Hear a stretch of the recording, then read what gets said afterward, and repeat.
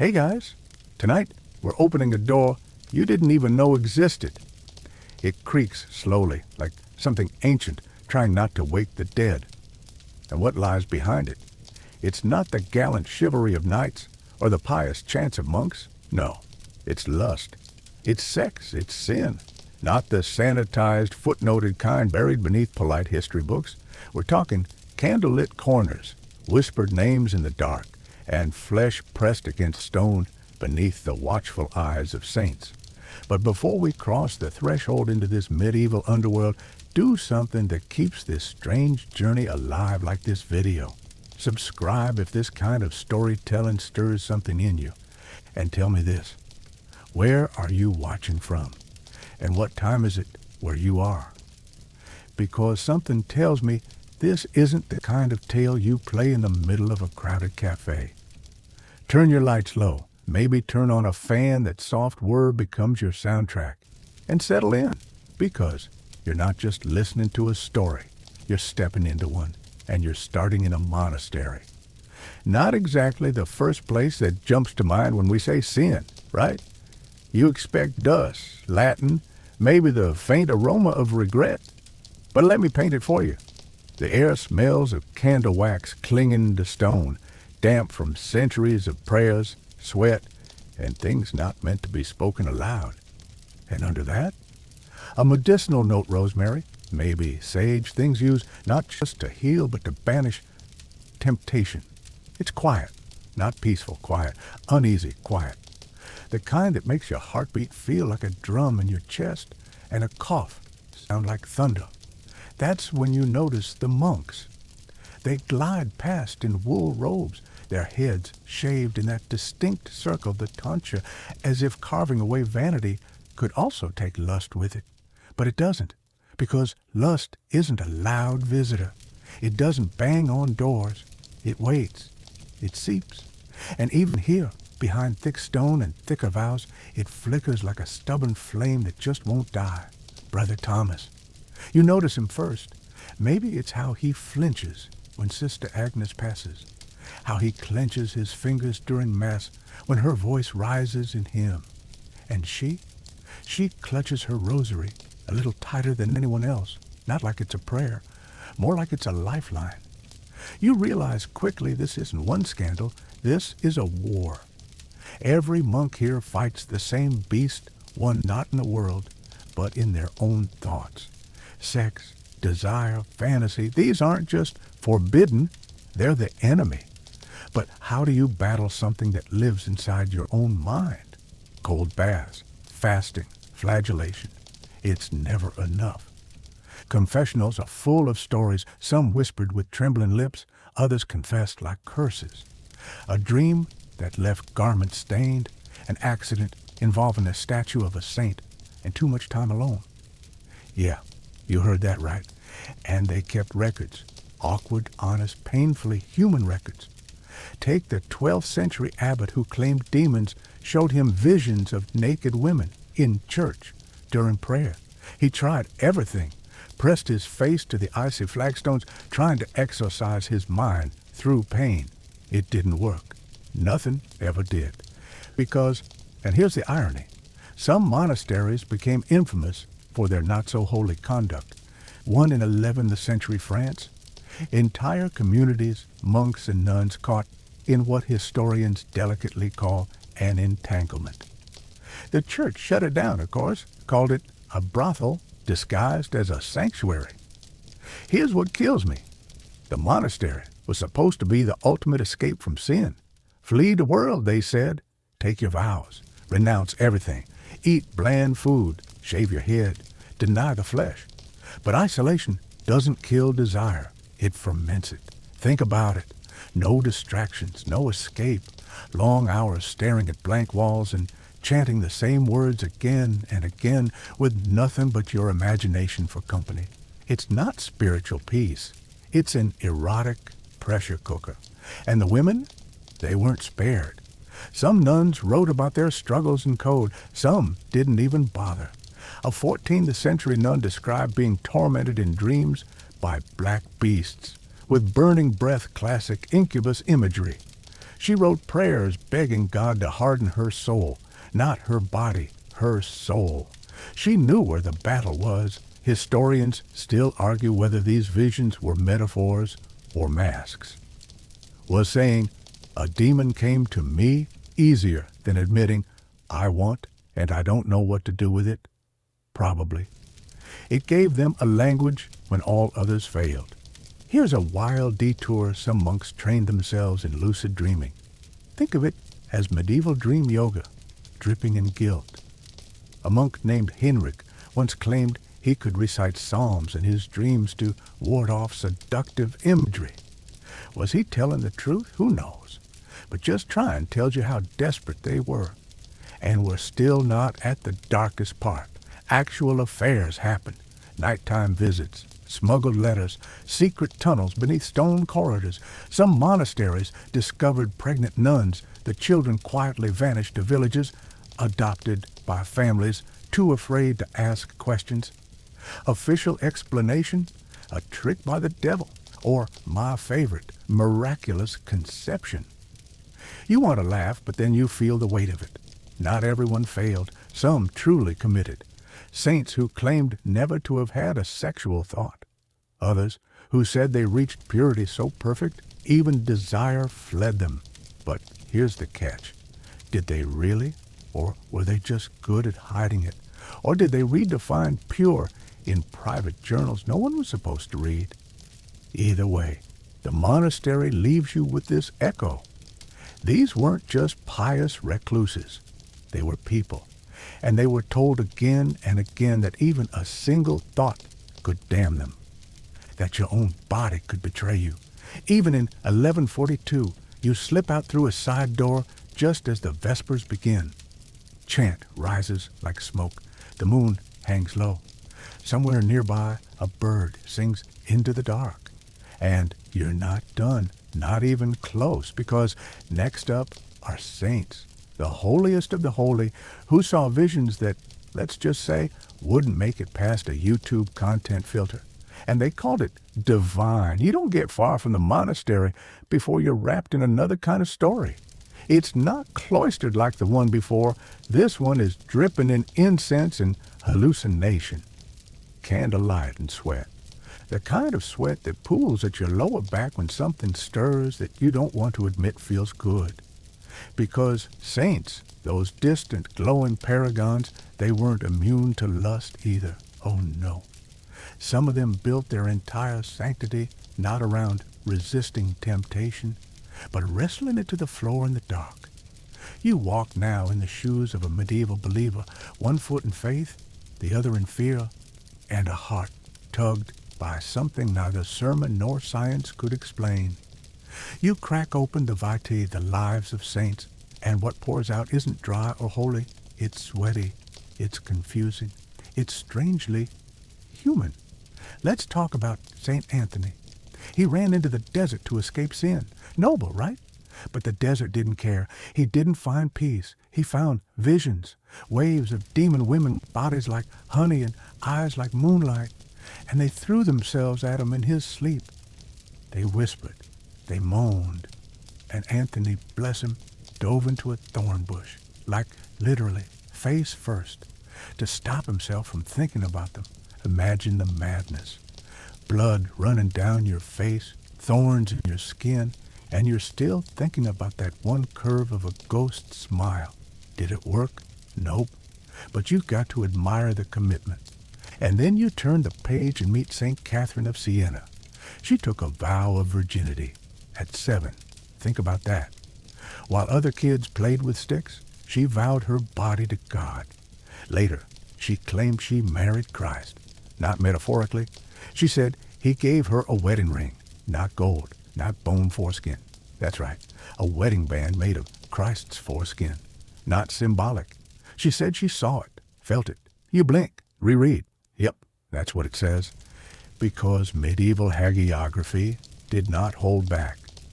Then there's St. Teresa of Avila, technically post-medieval, but spiritually, oh, she belongs here.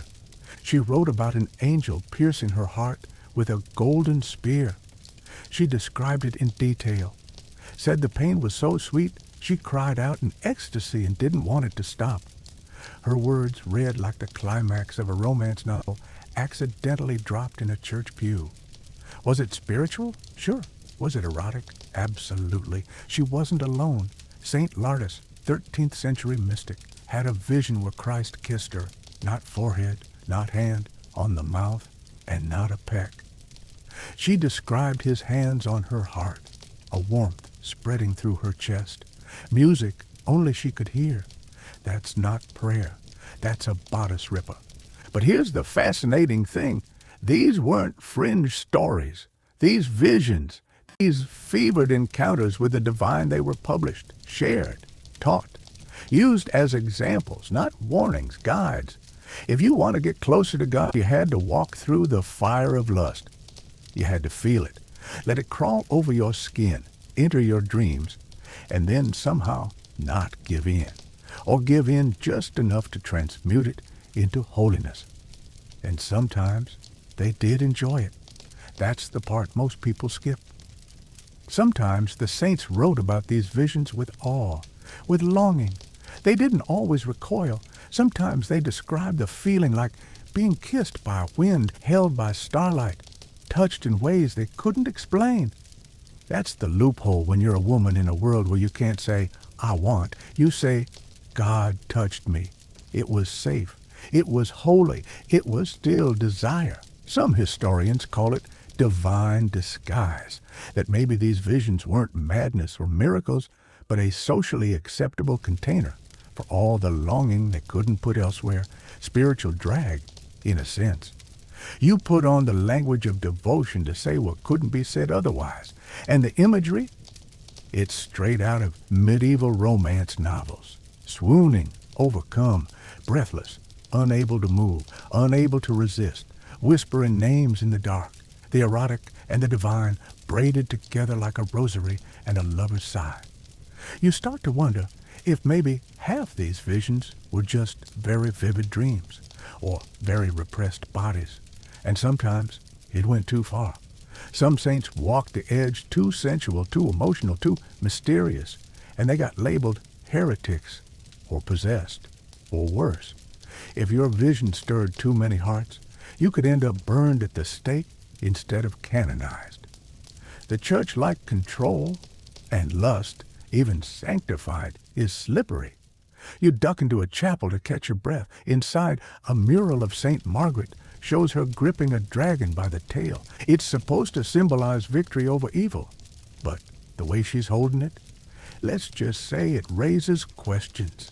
Everything in this era wore double meaning.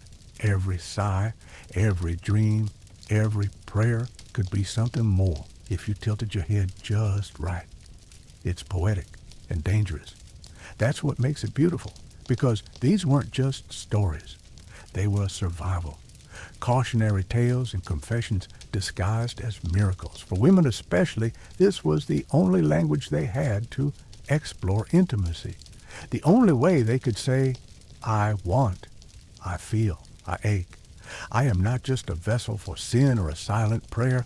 I am fire wrapped in cloth. Even the bishops knew it. Even the poets danced with it. And if you read enough, after a while, you can't tell where religion ends and lust begins. It's all smoke. It's all breath.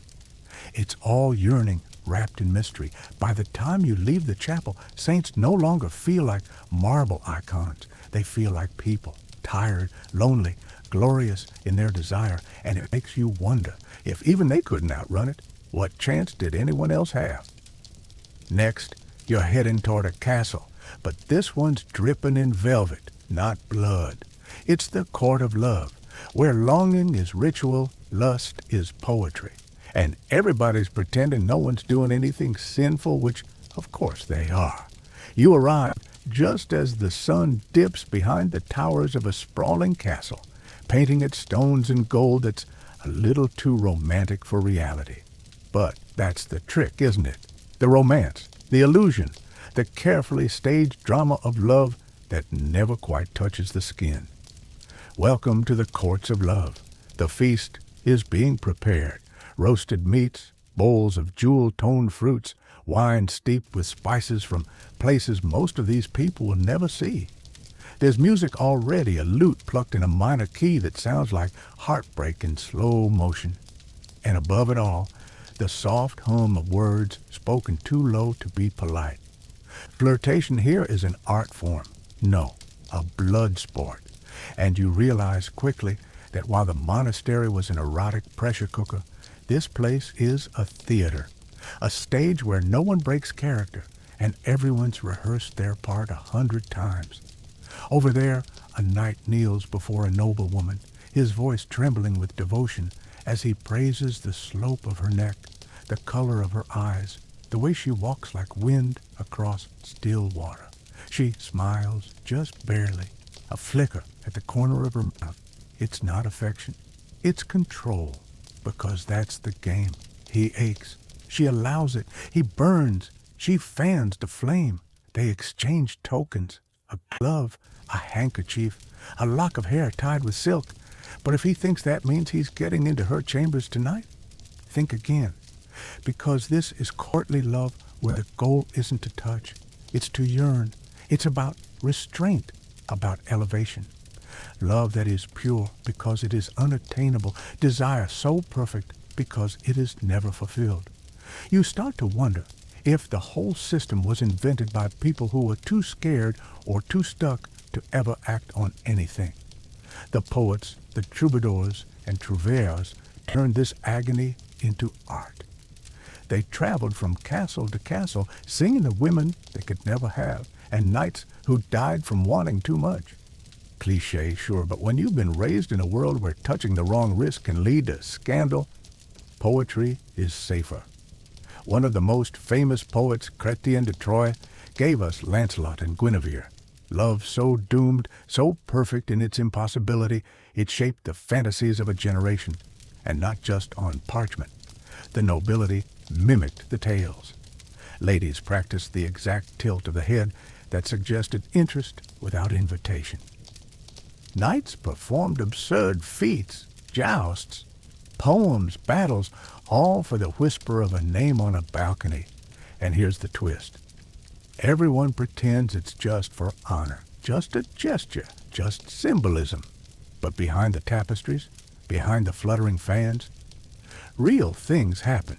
You follow a pair of lovers down a side corridor. They say nothing. But when they think no one sees, her fingers slip around his wrist. His breath catches. They disappear through a door. Tokens of love become tokens of negotiation. A glove means devotion. A flower means waiting. A kiss, that's still rare. But a whispered promise in the stables. A visit during a rainstorm when no one's about? Very possible. This is where you meet Eleanor of Aquitaine, queen, powerhouse, and the creator, allegedly, of a court where ladies debated the rules of love like it was philosophy. Should a man love a married woman? Should jealousy be encouraged? What does loyalty even mean? And behind all those questions, affairs. So many affairs. Because, let's be honest, these people were married at 15 to men they didn't choose. Their options were to obey or to pretend. And pretending, that's what they mastered. Courtly love worked because it was theater, because the words were clean, even when the thoughts weren't. It was a brilliant cover. You could burn with lust as long as you disguised it in couplets. And when things did go too far, when someone crossed the line from yearning to having, they buried it in metaphor. They didn't say, "We slept together." They said, "He took shelter in her orchard." Very subtle, very medieval, and still very erotic. There's a story you stumble on, a nobleman who stabbed himself with a dagger to prove his love. The lady, moved by his gesture, agreed to a private meeting. You think, finally. But no, they just talked. She said he'd won her heart. He promised eternal devotion. They never touched. Disappointing, maybe, but that's the point. The moment desire is fulfilled, it ends. This culture didn't want endings. It wanted the ache. And yet, beneath it all, power pulses. Because courtly love wasn't just about longing, it was about leverage, especially for women. When you can't choose your husband, you choose who you flirt with, who you reward, who you shame. It becomes a quiet kind of rebellion. A smile can ruin a man. A cold glance can destroy a night's standing. One scholar suggests that courtly love was a covert way for noble women to regain control in a world that treated them like currency. Every raised eyebrow was a chess move, every silken token a weapon. And sex? Did it happen? Yes, but hidden beneath layers of poetry and plausible deniability. Think early erotic fanfic wrapped in religious symbolism and served with wine. By the end of the night, you realize what you're watching is a masquerade, a careful performance where everyone pretends to be above the flesh while silently negotiating access to it. The desire burns through silk and lace, but no one says it aloud, not in public. And that repression, it makes everything hotter. You step outside the hall. The night is cool, sweet, with roses and wine. Behind you, a poet recites verse to a duchess pretending not to hear. You've seen how the nobles play the game. Now it's time to see how the other half lives. The peasants, the people without ballads or bedrooms of velvet, the ones who don't have time for metaphors and barely enough space to breathe. The air shifts as you descend into the medieval village. Gone are the silks and perfumes. Now it's wood smoke, manure, and something warmer human breath in tight spaces. You're in Northern Europe, maybe England, maybe France, doesn't matter. What matters is the proximity, the closeness. Here, everyone lives shoulder to shoulder. You pass a thatched cottage, narrow, low to the ground. The roof sags like it's tired. Inside is one room, one bed, maybe two if they're lucky. But beds here aren't private. They're shared. Parents, children, siblings. Sometimes a goat. And yet, somehow, they still find ways to touch. In the corners, in the fields, behind haystacks, beneath cloaks, pressed against trees carved with initials. There's no silk canopy here, just a patch of straw, a whisper, a hand that lingers half a second too long. This is where you learn about bundling, a real tradition in parts of medieval Europe where a courting couple could lie in bed together, fully clothed, usually with a board or sackcloth between them. The idea was intimacy, not intercourse. But let's be honest, teenagers, shared blankets, flickering firelight, hormones louder than church bells. You do the math. The community knew, of course. Everyone knew. You don't keep secrets in a place where your neighbor is close enough to hear your breath, and sometimes things happened. Pregnancies, quiet agreements, premarital negotiations, they called it. If a girl conceived, the man was expected to marry her.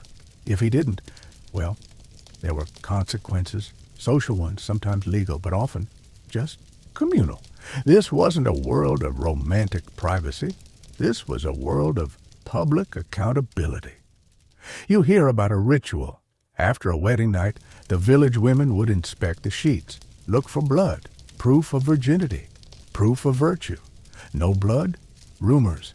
A clever bride might prick her finger or her thigh, or stain the sheets with something borrowed from the kitchen, because the stakes were that high. And yet, for all the rules, sex here felt human, practical, less theater, more need. People didn't write sonnets about it. They stole moments. You passed two figures behind a barn.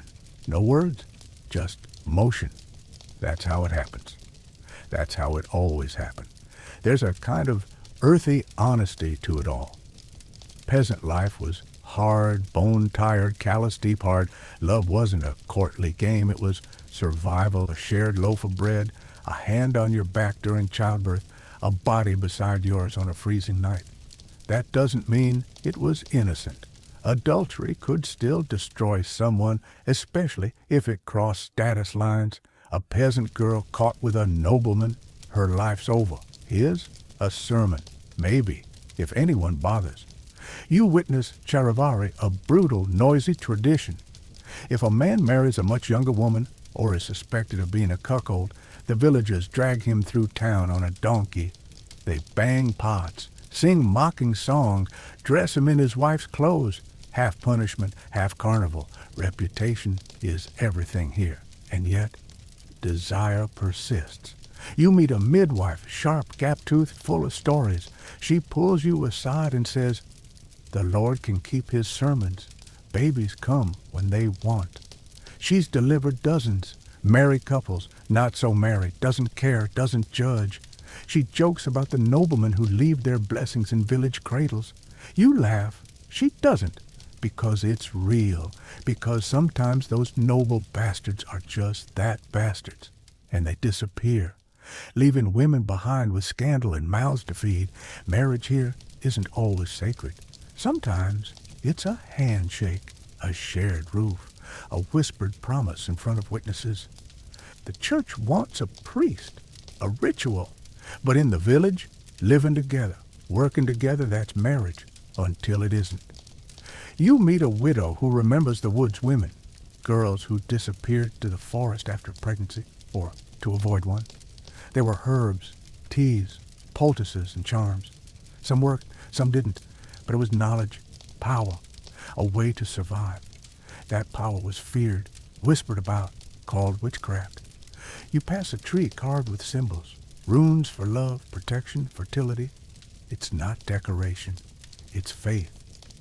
If the priest won't bless you, maybe the tree will. You place your hand on the bark. It's warm from the sun. You wonder how many secrets it holds. And here's your strange fact of the night. In some villages, couples carve their initials into trees, not just to mark love, but to spiritually bind it, as if nature itself could witness what the church wouldn't. Desire here doesn't wear perfume. It smells like sweat, earth, and ash, but it's no less powerful, no less sacred. You leave the village with your boots muddy and your mind full of whispers, of stolen glances and hidden pregnancies, of bundles and birth rooms and the soft creak of straw at midnight. You've seen how the nobility pretends and how the poor endure. Now you're heading back behind stone walls, not monasteries this time, convents. But these women, they've got ink-stained fingers and secrets carved into parchment. The nuns are about to take the lead. The wooden gate creaks as you push it open. It closes behind you with a sound like finality. You're inside a convent now. The air is crisp, almost sharp, clean in a way that suggests vinegar and lavender, boiled linen, and long habits that sweep across the stones. Everything seems orderly, almost serene. Nuns glide past, eyes lowered, steps practiced, hands folded. But behind the ritual, there's something else, a hum. You can feel it, not in the ears, but the skin. The convent was supposed to be a sanctuary, a haven from sin and flesh, a place where women could devote themselves wholly to God. But what they didn't tell you, these women brought their whole selves with them. Desire, doubt, memory, flesh, and ink. The library is small. Candles flicker against rough walls. You didn't expect books here, not like this, not locked behind a cabinet. But one of the sisters, older, quiet, with the kind of calm that makes you think she knows everything, unlocks it. She lays it before you, a book of secrets, not doctrine, not gospels, journals, handwritten, fragile, deliberate, not meant for anyone's eyes, but the woman who wrote them.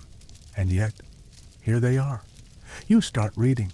One passage tells of a dream, the Virgin Mary cradling the writer with a tenderness that feels less like motherly affection and more like an overwhelming, pulse-quickening embrace.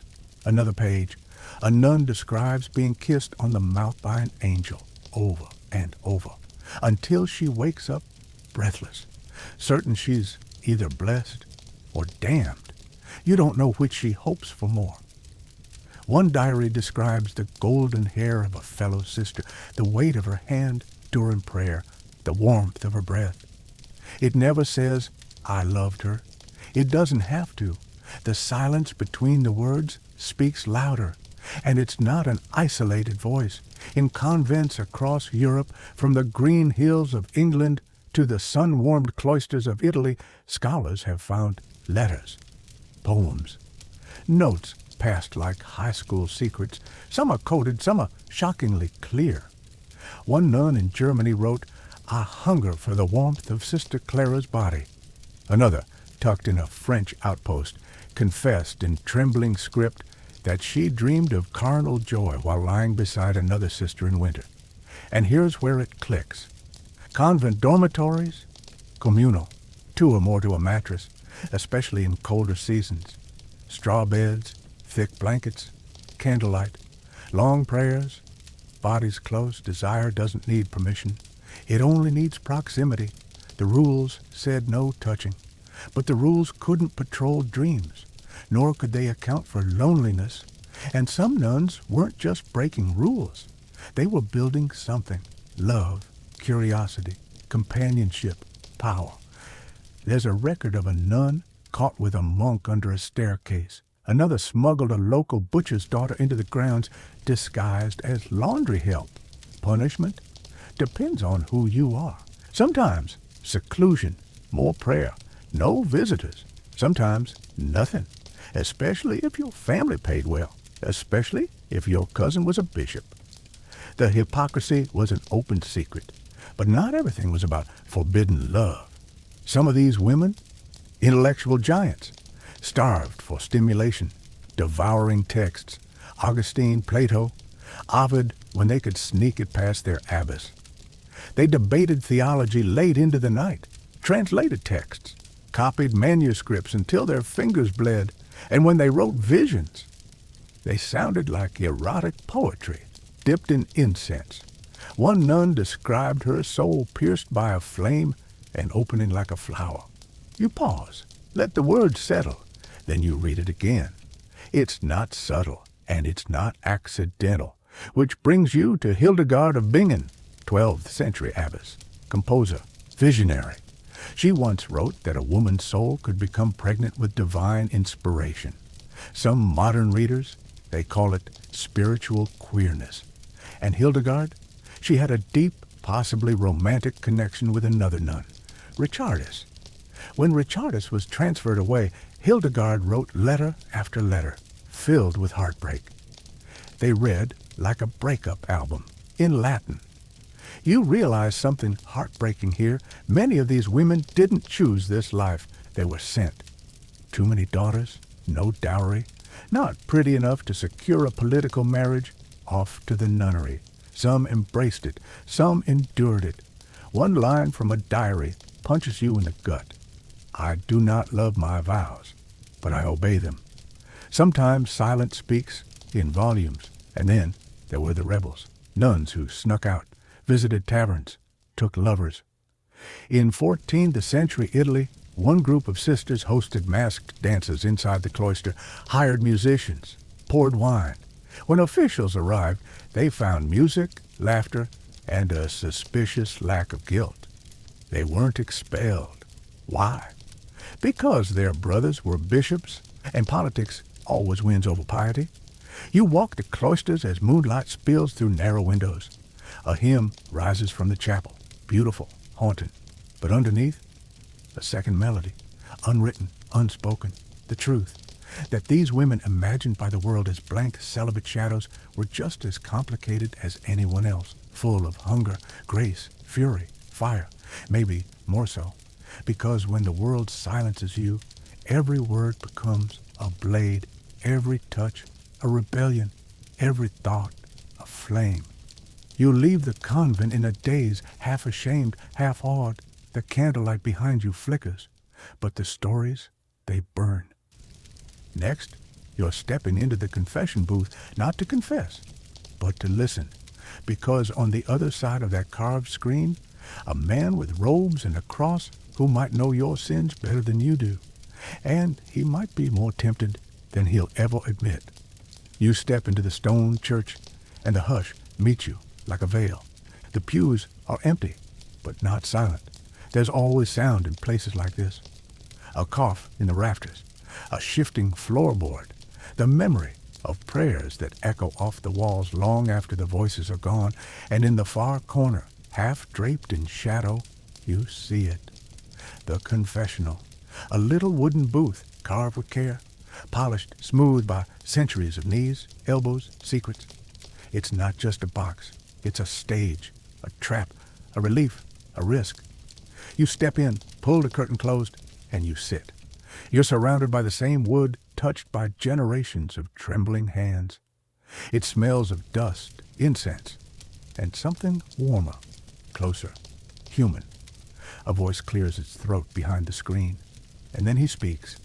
A priest, supposed to be a gatekeeper of grace, but grace is a slippery thing. He asks, what troubles your soul? And what follows is not what you expect. Because confessions in the Middle Ages, they weren't vague apologies. They were vivid, graphic, terrifyingly specific. People came in not just to confess what they'd done, but to ask whether it was a sin. I lay with my neighbor's wife, but only once. I touched myself while thinking of a night. I dreamt I was being held down, and I didn't fight. Was it sin? Was it the devil? Was it just loneliness? The priest listened, always listened, but some of them, they leaned closer. They asked questions that felt more like curiosity than counsel. And some, not all, but some remembered too much. One story clings to the wood here, a young woman, newly married. She confessed a dream about Saint Sebastian. She didn't know how to describe it, just that he was glowing, shirtless, and smiling. Her voice shook. Her hands twisted in her lap. She was ashamed. But the priest? He asked how long the dream lasted, and what she felt, and whether she wanted it to happen again. You're starting to see the edges blur, the line between priest and man, between shepherd and wolf. Because priests were supposed to be celibate, the church declared it in the 12th century. One man, one vow, no women, no temptations. But the rule was enforced as well as a screen door on a castle wall, especially in rural areas, especially when no bishop was watching. You learn about Father Gerard, who always scheduled confessions with women after dark. Always took a long time, people noticed. The candlelight in his rectory burned long after midnight. Eventually, he was caught, but not punished, just reassigned to another town, another set of souls to guide. The records are full of these stories. Some priests were the housekeepers who bore children that looked suspiciously like their employers. Others caught with nuns or widows or even fellow priests. Some repented, others didn't. One priest wrote in his own journal, "The flesh was stronger than the soul. I regret little." But not all of them were lechers in robes. Some truly wrestled. Some wept after their own confessions. Because priests had to confess too, to each other, to God, in the lonely echo of the chapel after everyone else was gone. Some wrote it down. You find the writings of Brother Luca, a friar who kept a ledger, not of names, just patterns. On Mondays, confessions of self-pollution rise. On feast days, dreams increase among married women. The full moon brings more impure thoughts.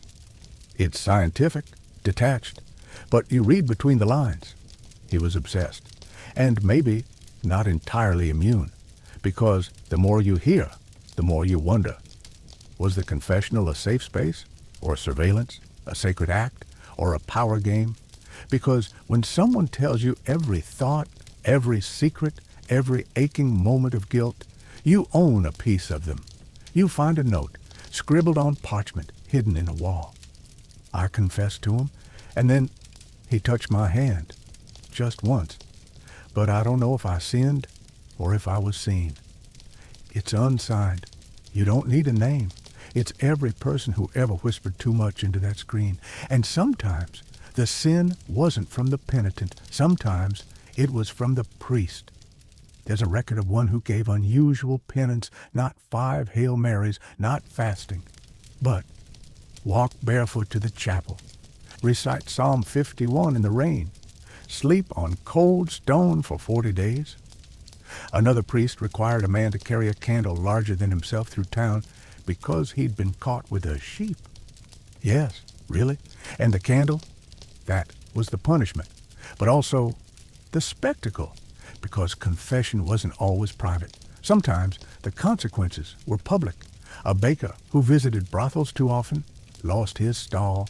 A nobleman who confessed to adultery asked to fund a chapel in return for silence. Guilt wasn't just spiritual, it was currency. And the church? It never forgot what you told it. Some scholars argue that the confessional was less a place of healing and more a tool of control, a way to keep people small, ashamed, dependent. Because if you're always wrong, you're always paying, you're always coming back, and that means power. But others, they say confession saved lives, that people needed a place to say what they couldn't tell their spouse, their friends, their God, even if the answer wasn't forgiveness, even if it was silence. You finally leave the booth.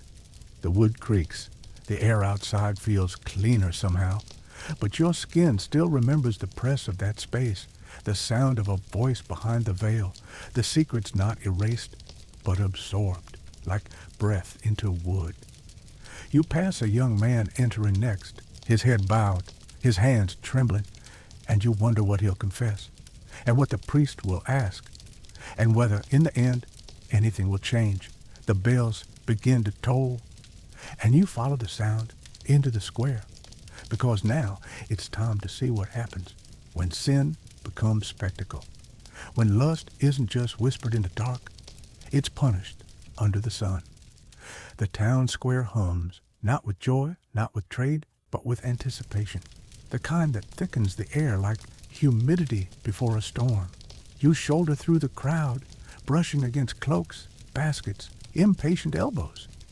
People have gathered for a performance, though no one calls it that. In the center of it all, a wooden platform, polished smooth by generations of shame. Freshly oiled stocks gleam beneath the midday sun. Beside them, a barrel, not of wine, of rot. Bruised turnips, spoiled eggs, vegetables so soft they collapse in your hand. The ingredients of justice. Today's offender is already there, a woman in her 30s, hair tangled, mouth clenched in a way that says she's been biting down on her pride for years. The accusation? Adultery. Of course, the man isn't here. He never is. No stocks for him. No rotten cabbage to the face. Just a shrug. Maybe a whispered, "She seduced me." But her, she's the show. And the town is hungry. She's locked in, arms and legs through wood. Someone jeers. A kid throws a tomato that splatters wetly against the platform. The crowd hoots. And you realize, this isn't justice. This is theater. The medieval version of reality TV. A way to feel pure by watching someone else fall. You scan the faces. Some gleam with delight, others with a kind of self-righteous anger. Just a few look away. But no one speaks for her. No one ever does. Because in this world, when a woman sins, especially with her body, it's personal, it's public, it's political, and it must be punished. The Middle Ages didn't play around with sexual offenses.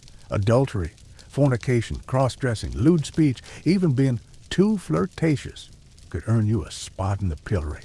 For women especially, the rules were strict and uneven. A man caught with a prostitute, a fine. A woman accused of prostitution, whipped, branded, forced to wear a striped hood for life. In one town, any woman known to be a public woman had to wear a yellow ribbon in her hair, like a beacon, like a warning. You come across a story, a man accused of cross-dressing, his crime, wearing his wife's dress while cleaning the house. No sexual act, no victim, but he's dragged through town in the very same dress. Mocked, spat on, pelted with sheep dung. Why? Because he stepped outside his role, and that in this society is the greatest sin of all. Even brothel owners didn't escape spectacle. One woman, a widow, was caught running a high-end brothel out of her wine cellar. When the church found out, she wasn't arrested. She was paraded through the streets on a cart, holding a sign that read, "Mother of Horses." The crowd laughed. Her clients didn't speak. Shame was the point. Humiliation was the tool.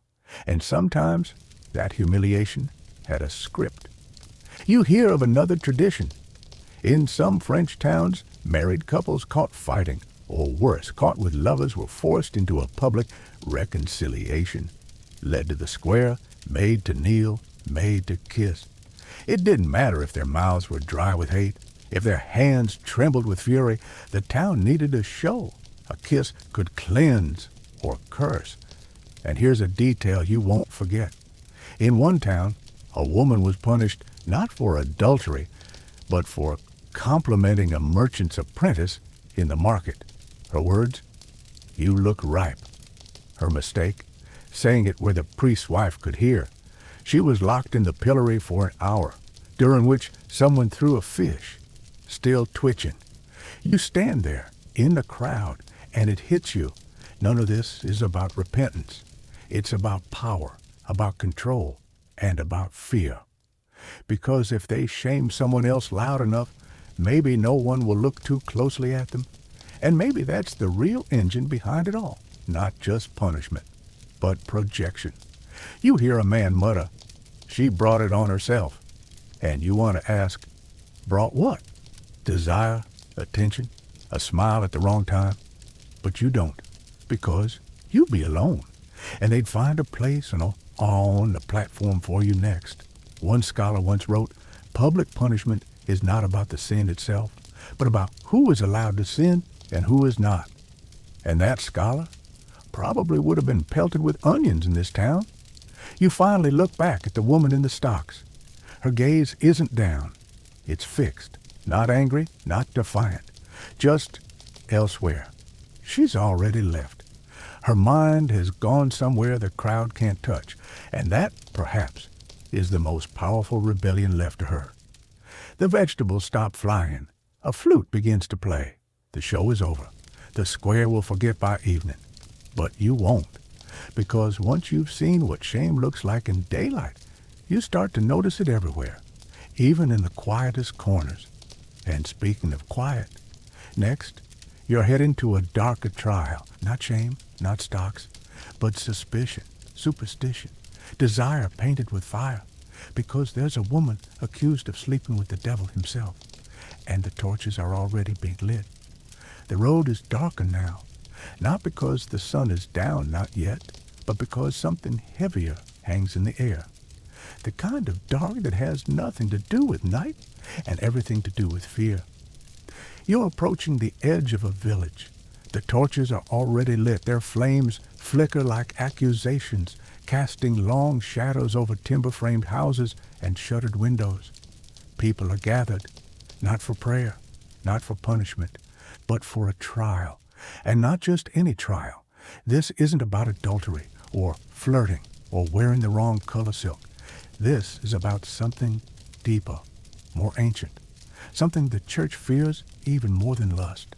A woman is being accused of sleeping with the devil. Her name is Isabeau.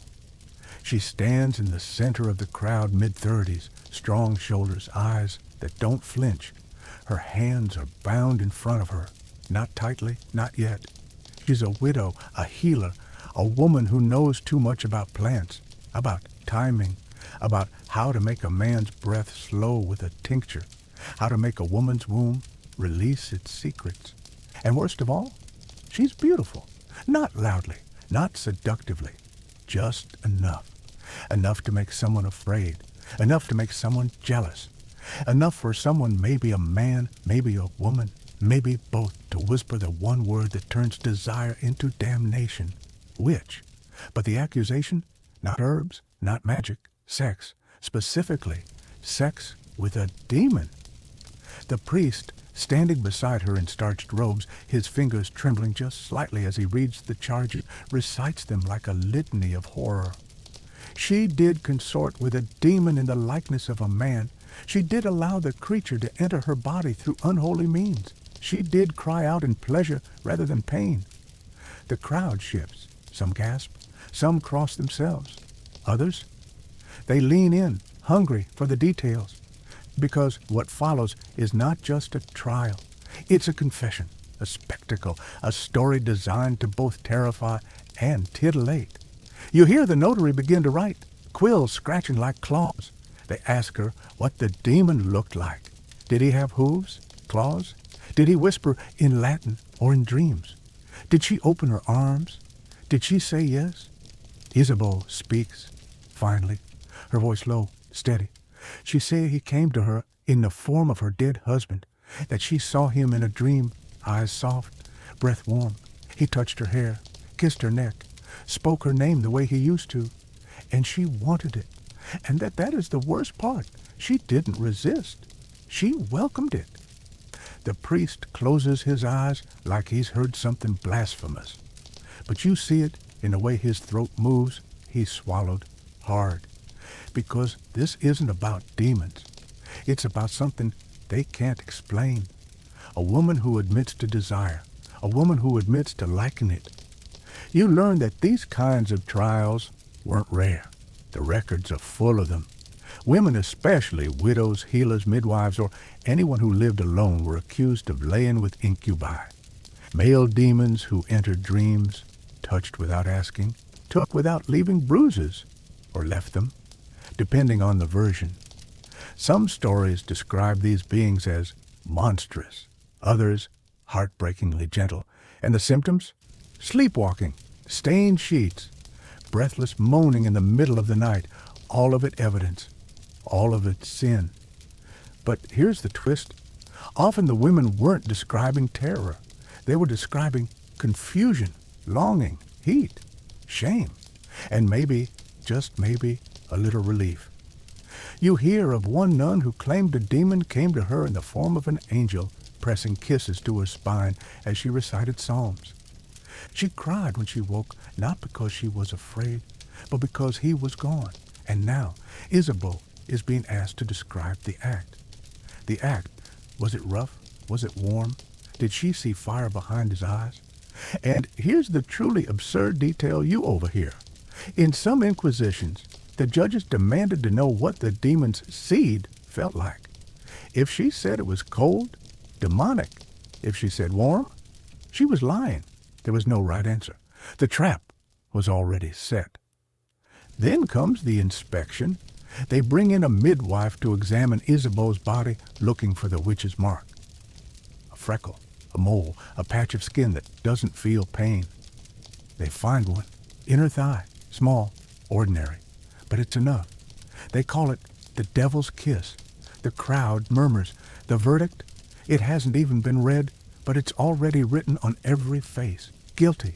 You try to breathe, but the weight of it all, the absurdity, the horror, the heat, masked as holiness, it presses against your chest like a stone.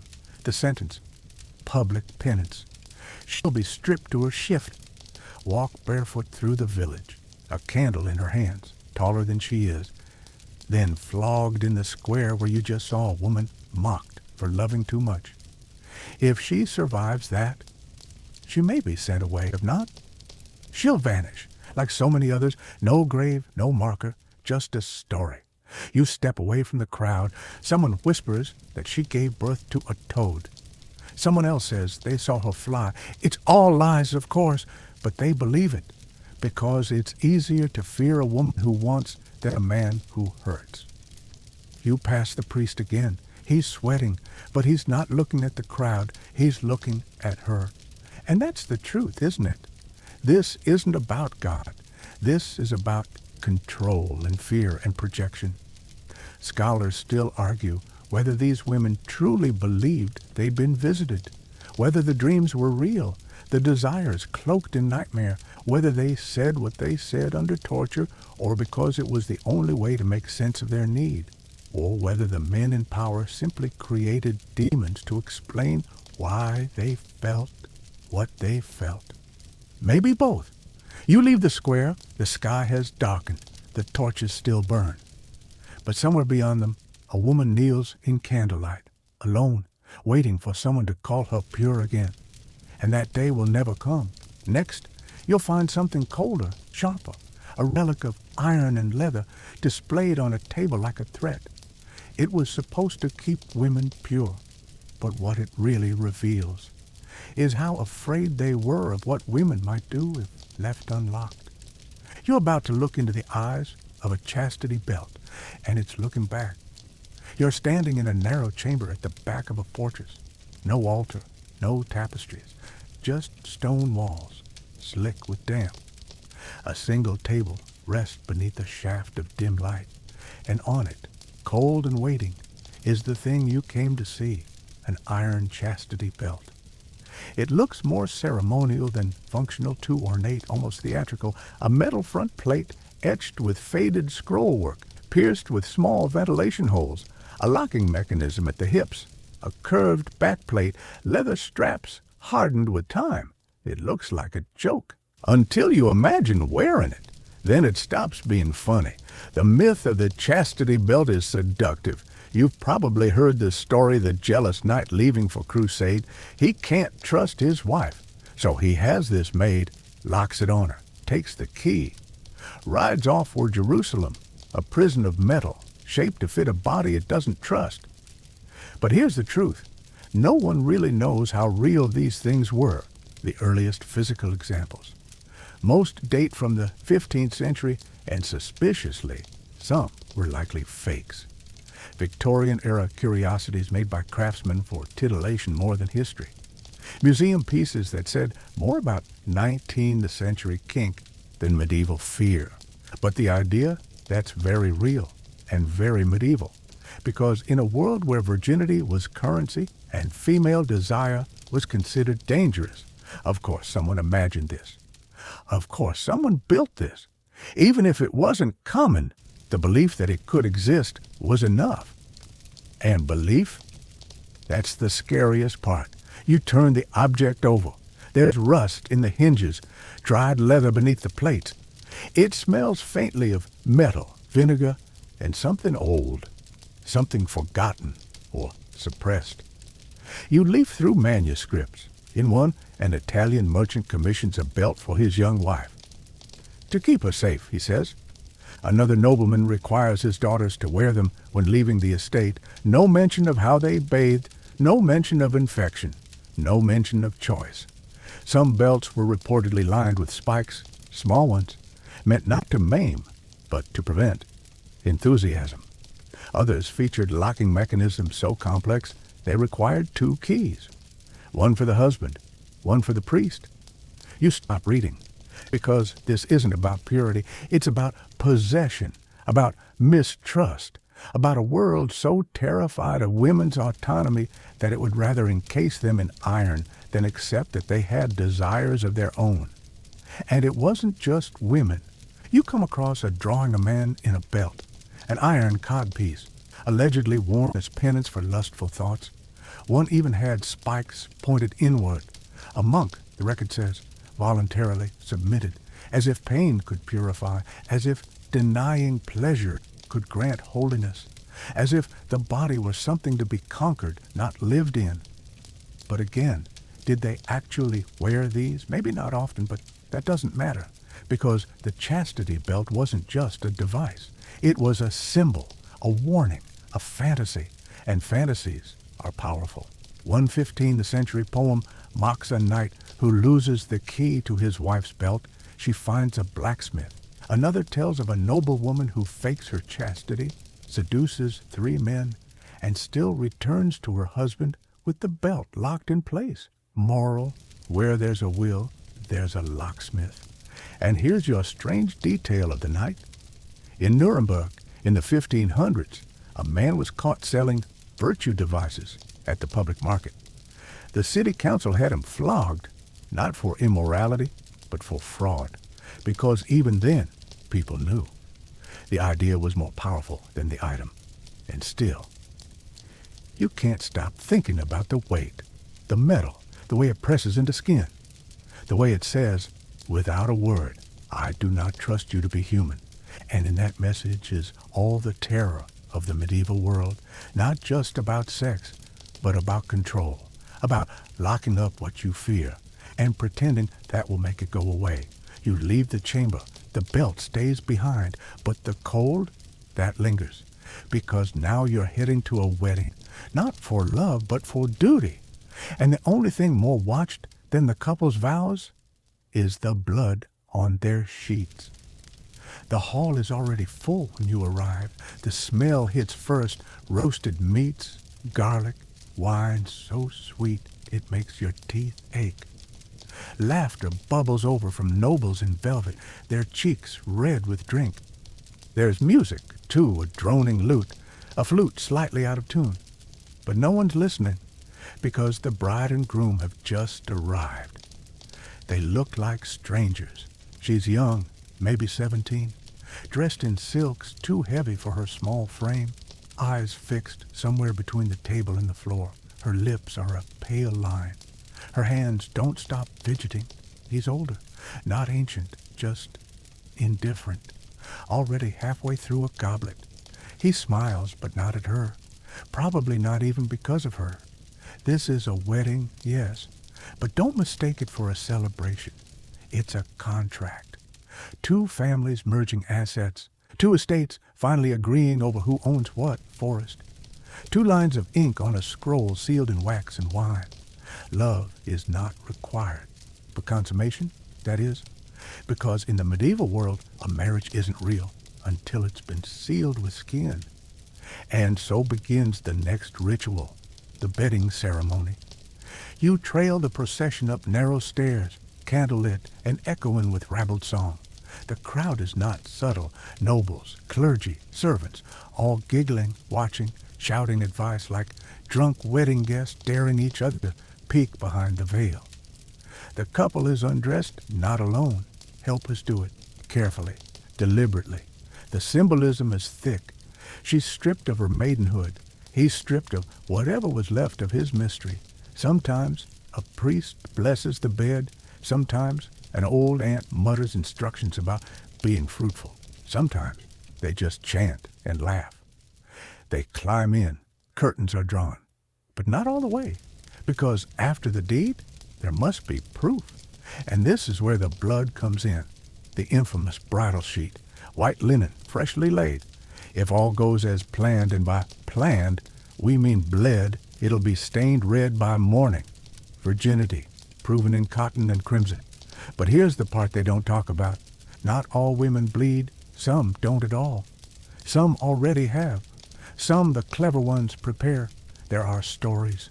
A bride who pricked her thigh with a needle just before, another who carried a vial of chicken blood sewn into her bodice. One midwife once told a priest that the best way to fake it was to squeeze a cut fig between the thighs. And what of the women who didn't fake? The ones who simply didn't bleed. They were questioned, shamed, in some cases sent home. One nobleman famously annulled his marriage on the spot, said she was spoiled. Her father demanded justice. The court ruled in favor of the sheet. Imagine that. Your body on trial, your pain measured in cloth and gossip. You descend the stairs again. The crowd has thinned. But tomorrow, everyone will want to see the linen. Sometimes it's paraded outside, like a flag, like proof that something sacred has been done, even if it wasn't sacred, even if it wasn't kind, even if she cried while it happened. Meanwhile, no one asks whether the groom was a virgin. No one cares. In fact, he is expected to know what he's doing. There are guides, actual medical treatises advising men on how not to rush, how to prepare their bride for entry. One even warns, too much haste may cause bleeding that alarms the family. So, yeah, he's allowed to enjoy it. She's allowed to bleed. Anything else? Suspicious. And here's your deeply uncomfortable fact of the night. In parts of Scandinavia, if a couple hadn't consummated their marriage within 3 days, it could be annulled. Local officials would check. One record tells of a bishop sending a priest to inspect the linens. Another woman, married to a nervous nobleman who wouldn't touch her, was declared unwed on day 4. He retired to a monastery. She remarried a week later, to his cousin. Of course, sometimes it wasn't blood that caused scandal, but joy. If a bride seemed too happy, too glowy the day after, gossip swirled. Maybe she wasn't a virgin, or maybe she enjoyed it too much. And that was also suspect, because medieval marriage was supposed to be about duty, about heirs, about alliances. Pleasure. That was a dangerous bonus. The church preached it too. Sex in marriage was acceptable barely, but only for procreation. To enjoy it, to seek it, to want it, that was sin sneaking in through the bedroom door. And yet, people still tried. They held hands under tables, wrote secret poems, snuck into each other's chambers during storms, lit candles when they weren't supposed to, shared the same pillow. You find a letter once written by a noble woman to her husband while he was away at war. I miss your voice, but more, your breath on my neck. The way your hand moved, as if afraid it had forgotten the path of my back. She signs it not with her name, but with his. They weren't all strangers. Some were lucky, most were not. The music resumes below. You pause at the foot of the stairs, watching the nursemaid carry away the folded sheet. Her face is blank. She's done this before. She'll do it again. She doesn't look at the girl who lies upstairs. But you do. And you wonder, what story will she tell herself tomorrow? That it was duty, that it was devotion, or that it was just another price paid to be allowed to belong. You slip outside into the cool air. Stars prick the sky like warnings. The firelight from the windows flickers on the grass. Inside, a man snores, and a girl stares at the ceiling, and somewhere, someone whispers the truth. The marriage is legal now. Whether it ever becomes anything more, that's no one's concern. Next, you'll return to the pews. One last sermon, where the priest will look you in the eyes and remind you why pleasure is dangerous, and your body, yes, yours, is the enemy.